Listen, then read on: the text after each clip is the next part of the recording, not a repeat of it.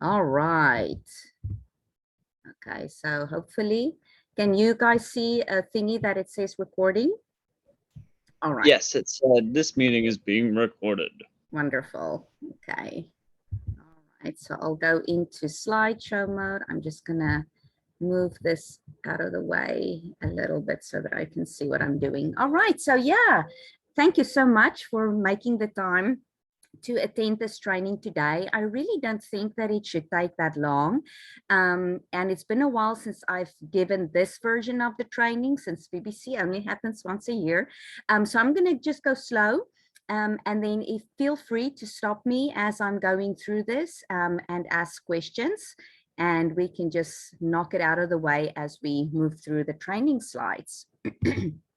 All right, so I always try and start with the beginning. And so of course your first encounter with your participant or with your kiddo would be at meet and greet. So there's a few things that I just want to remind you. And, frankly, all of the things I think that I'm going to go through today is very obvious and logical. Sometimes it just needs a little bit of a reminder. And they're like, oh yeah, I suppose I can do this. So feel free to just be very creative. You're gonna hear my little ongoing theme of being enthusiastic and being a cheerleader for your kiddo. You're going to hear that as I move through this slide. So okay, so getting ready for a meet and greet. Just again, very obvious. Welcome and introduce yourself. Sometimes it is just important to make really good eye contact with the child. And then of course, if they're little, you might just need to get down to their level, like on your knees or something, and just say hi and make them feel like, they're welcome where they are. I also like to tell folks to start by asking about the child's special gifts or talents. With children like these with special needs, your first thought is always to go to, what do I need to know about this child? And sometimes it's just refreshing for parents, especially because remember, at this point you're with the child and with their parents. And so it's just refreshing to the parents to start with special gifts and talents instead of need to know information. So maybe something like, what are you really good at? Or, are you a good singer? Or, just like I said, just be creative with the things that you are asking. Um, Giving them a compliment. Some of them might be really just shy and scared and nervous and, don't really know what to expect. So just saying really obvious things would make them feel welcome. So, maybe a compliment goes a long way. So, how I like your shoes. Or, maybe they have a fun t-shirt on or something like that, or a fun hat. So, giving those compliments sometimes can be really important. Like I said, you're going to hear the theme of enthusiasm and cheerleading throughout this short presentation. So just be really enthusiastic. They catch on to your body language and to the tone of your voice and, the words that you use. So something like, oh my goodness, I can't wait to see what we're going to learn this week, or the activities that we're going to do this week. So just kind of be animated and enthusiastic. And then, before you move on, just maybe ask the parents real quick what information you need to know about the child. For example, allergies are usually a big thing for parents. And then, just things like, are they sensitive to loud sounds or flashing lights or, things like that. And the parents may have already put that information in their registration form, and we will definitely share that with you. But sometimes things can come up that they didn't think of to share in their registration. So just a reminder of what you need to know about the child would be good at this point. All right, any questions about this before we move on? Okay. So I'll share a few communication tips and tricks that you can use. So of course, there are always some communication barriers. In some cases, the child may even be nonverbal. And I think we have a couple of those. So in those cases, whether the child is nonverbal or whether they communicate slowly, just make sure that you still communicate frequently. Nobody likes awkward silences, and in this case, it's just the same. So just continue to communicate frequently.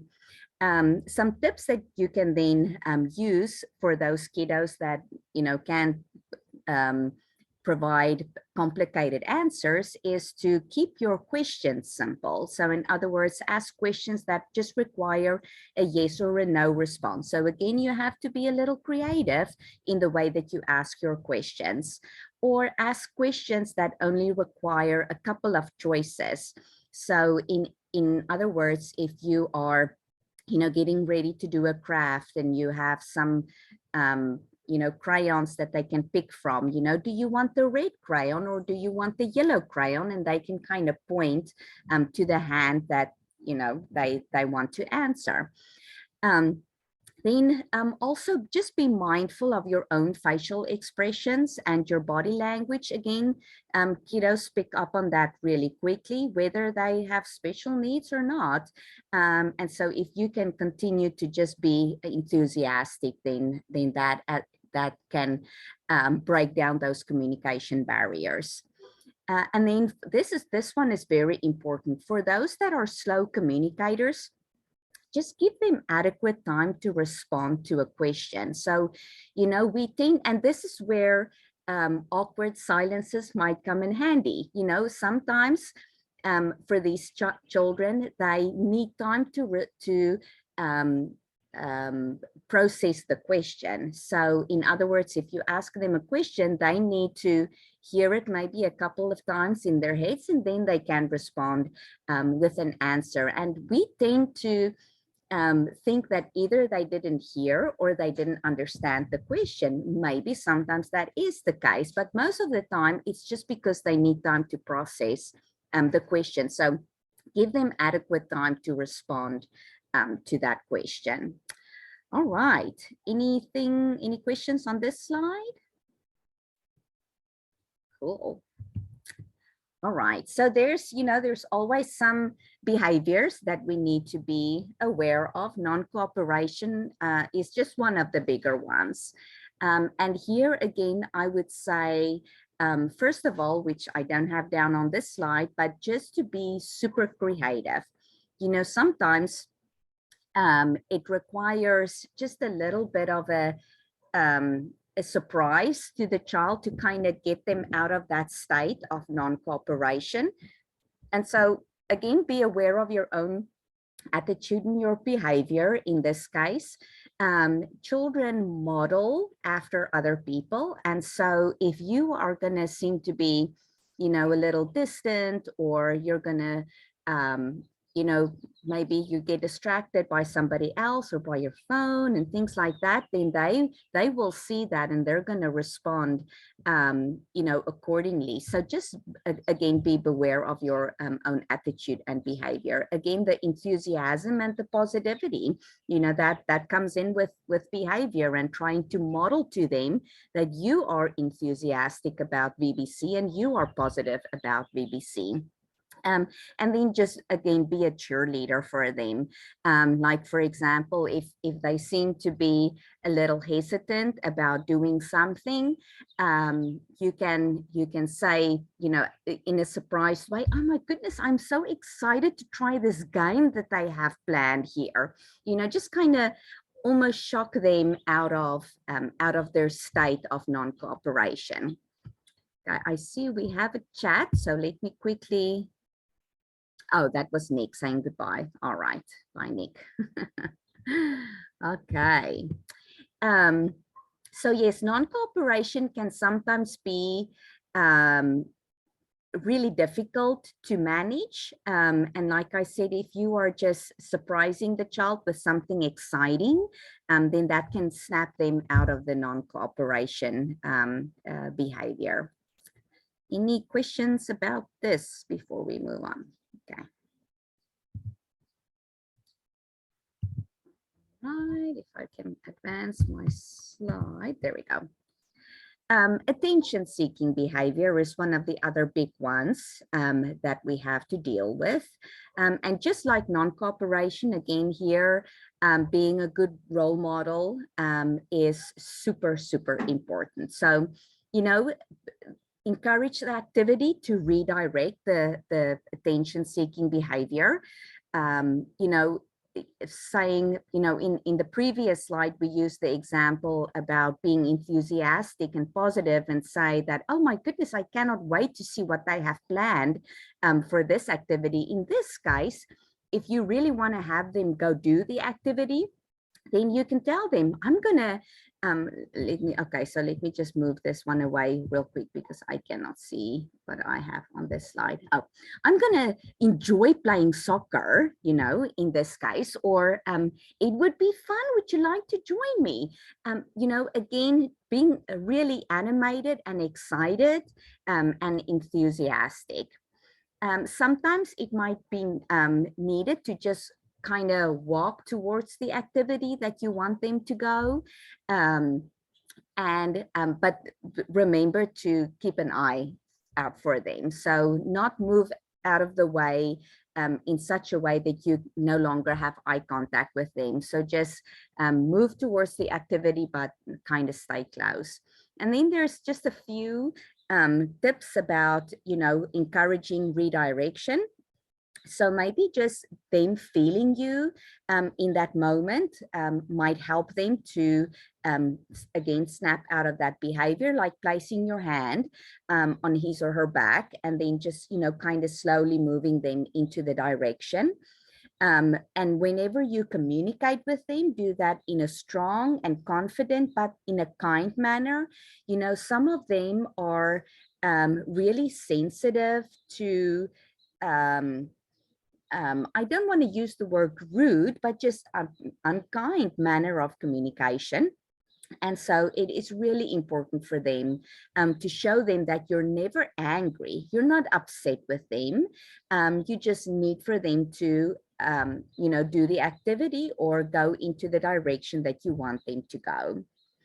And then something that is important, especially with those folks that don't communicate all that well, is to keep your communication very short and sweet. So, you know, I'm a big culprit because I feel sometimes that the more words I use, the more they will understand. And that is definitely not the case with so many of our kiddos. So using very short statements, short and sweet statements, can bring your message across. So in other words, if you use the if-then statement, so in other words, something like, you know, if you can clean up your activity, then we can go and enjoy another activity or go and enjoy soccer or something like that. And even there, I used way too many words. So, you know, if, or something like, first this, then that. So in other words, first clean up, then soccer. So try and use as few words as possible to bring your message across. And then, you know, it's don't feel like you are failing if you get frustrated. This happens with all of us. And so I would just encourage you to go ask a staff member or, you know, one of the other leaders in the classroom to give you, you know, either a break or, you know, give you a tip or a trick to get the child to do what you need for them to do. So, you know, even I found this so often that even folks that don't necessarily have, you know, a ton of experience with special needs kids, they just have you know, the ability to be creative and come up with ideas that, because you are so close to the kid that, you know, you start thinking that you just can't come up with any more ideas, and just asking somebody else with who are not as close to the child as you are will give you a couple of ideas. So never feel like you can't ask a staff member or another leader for some tips. Any questions for this slide? Okay. All right, so I'll share some. Yeah, go ahead. So would you say that in a case of children with special needs, certain things along with the safe gathering certification sometimes have to be changed a little bit? Like you're saying, place your hand on their back. Yeah. And it was just a little bit different than safe gathering. So I wanted clarification. Yeah, great question. Great question. So we will never have you be in a situation where you would necessarily violate, safe gatherings and things like that. And we will never ask you to, have more contact, more physical contact with a child than just, placing or touching. So there's sometimes people get frustrated, and in some cases I don't blame them, and they would grab the child's arm to get them moving into a certain direction, or to get them off of the floor, or things like that. And in some cases, we actually have some kiddos that get off balance and things like that. And then it's necessary to, put your hands on them. But yes, just if you can remember just to keep your hands open at all times when you are touching them, then that should be just fine. Did that answer your question, Aiden? It did. Yes, Okay. thank you. All right. That's a good tip. All right. Okay, do's and don'ts. Let me just move this a little bit out of the way because I can see that it covers my, there we go. I'll just do this for now. It covers my text a little bit. So I can't see your faces. So if you have questions on this, just unmute yourself and ask the question. Okay, so some do's, things that you can remember to keep doing is again, that enthusiasm and cheerleading theme that I have going on in this presentation. Encourage participation and engagement. So this is something that is really important, and I see some of our regular one-on-one buddies in Sunday school miss out on this opportunity. They feel like if the child is not a big communicator, that they might not want to participate or be engaged in the activity or in the question. So I would always want you to encourage your kiddo to participate in a discussion. And it can be as simple as, would you like to raise your hand to answer the question? You don't have to give them the answer to the question. Just ask them if they want to participate by raising their hand. So this is something that is really important throughout VBC. If there's one thing that I want you to remember, then it's this one, is to encourage participation. Positive reinforcement can go a long way. If they answer the question, maybe something like, you did such a great job answering the question, and kind of be specific with the reinforcement that you're giving, or you did such a great job with coloring that picture, or making the lantern. I know we made lanterns last year, or something like that. So so just giving that positive reinforcement, and that can also go a long way with either attention-seeking behavior or non-cooperation, is if you try and find the positive things and then reinforce that instead of reinforcing the negative behavior. Be patient. I think there's going to be some situations during this week that would, kind of test you on your patience, but try and put some extra patience in your pocket for this week.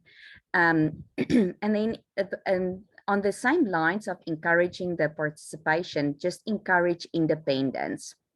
So in other words, instead of assuming that they can't do something, maybe you ask them the question first: can you use scissors?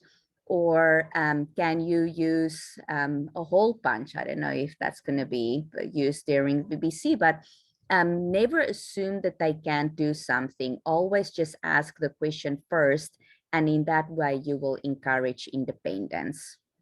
And then last year we had a couple of classrooms that we used as quiet areas. And so I want to encourage you to find those quiet areas and, have the kiddo take a break if they need to. And so we will have those sorted out, by the beginning of VBC. I know that rooms are very limited when VBC is going because almost all of the rooms are being used. And then even if it's not a classroom, even if it's just, sitting outside in the commons area, on those couches or at the high top tables or something like that, just to be outside of, the hustle and bustle. So I want to encourage you to use quiet areas if you think the kiddo is a little overstimulated. And so I'm sure this is going to be a rule across VBC, but I want to really encourage you to avoid cell phone use while you are the body. It can just be a few seconds when you don't have your attention on the kiddo that something can go wrong. And so just put those cell phones away for the week. This is something that's really important too, to never be alone with the participant. And so, especially if you go and use those quiet areas, I would encourage you to find somebody, and there's always going to be, people roaming around. So just find somebody, especially if you go into a classroom. If you're going to be in the commons area, then there will always be people around. But if you find a classroom for a quiet area, just ask somebody to either if they can come with you to the quiet area, or if they can, find somebody to come to the quiet area with you. I'm going to try and be visible during VBC. Last year, I ended up with one of the kiddos because her volunteer had some family issues. And so I was kind of, occupied with the one child, but I'm going to try and just be available for things like this, to either, answer questions or accompany you when you are alone with the participants. So I'm going to try my best to be visible to all of you. So yes, for restroom use, and I think this is a rule across the board anyway, and a safe gatherings rule is to never be alone when you have your participant using the restroom. We do have some kiddos that either have a pull-up or something like that. If there's an accident that need to be cleaned, then it's staff members' responsibility to help with that. So, and that can be any staff member. So, even, folks like Nick or Amy and, other Kids Core staff. But then obviously we will be there as well to help out. And then Avery Ferguson, who is on this call, she just don't have her, she doesn't have her video on. Avery is on staff with us too. And so if you happen to see her around, she can also help with any staff related assistance that you might need.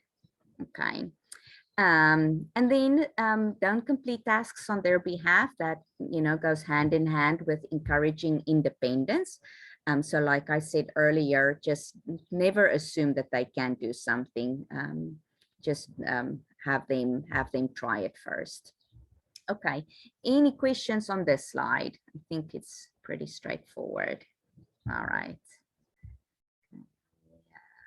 Let's see. Oh, and there we go. It's all done. Have fun. That is my final message. So what I do want to have you write down, if you can, is at least my phone number. Is your pictures in the way? Can you see the phone number? This is my cell phone number. And so you can text it at any time. So if you text me and I don't have your contact details, just tell me that this is so-and-so, this is Aiden, I am a buddy with, you know, whatever kiddo, and I have a question. So and texting is gets to me a little bit faster than email. And so that would be really convenient for me if you can text me with your questions. Okay, so again, I hope you could see that some of these things are just, like I said at the beginning, really obvious. And you just need to be reminded every once in a while of the tricks that you can have up your sleeve. So with that, if there's no other questions, I think we can wrap this up. But I'll give a few seconds for you to unmute if you have any other questions. Otherwise, we'll adjourn. Okay, Aiden is good. All right. Okay, well, thank you so much, folks. First of all, for volunteering at VBC, and then second of all, to take time to join this, and then for any others who's gonna watch this afterwards, for taking the time to listening. All right, so I will see you around. I will try and get to all of the locations. So hopefully I can see those folks at Overland Park too. All right, thanks so much. Have a great evening. You too, Bye. thank you. All right, bye. Thank you, Mona. All right.